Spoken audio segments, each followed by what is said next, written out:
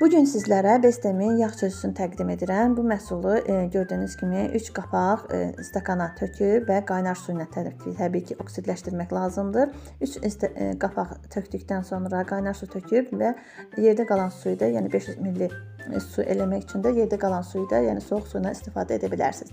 Və həmin suyu qarışdırdıqdan sonra sobanı isitdikdən sonra püskürdürük sobanın üzərinə. Yəni isti olduqda daha çox effekt verir. İstitdikdən sonra 5-10 dəqiqə gözləyirik. Bütün kafellərin üzərində vurur. Çünki kafellərdə yağlılıq olur istər-istəməz buxarlama vasitəsilə. Və gözlədikdən sonra təmizləyirik.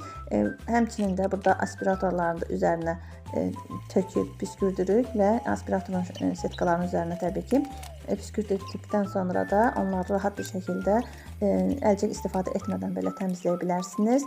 Və təmizlədikdən sonra baxın hər yer par-par parıldayır təbii məhsullarla.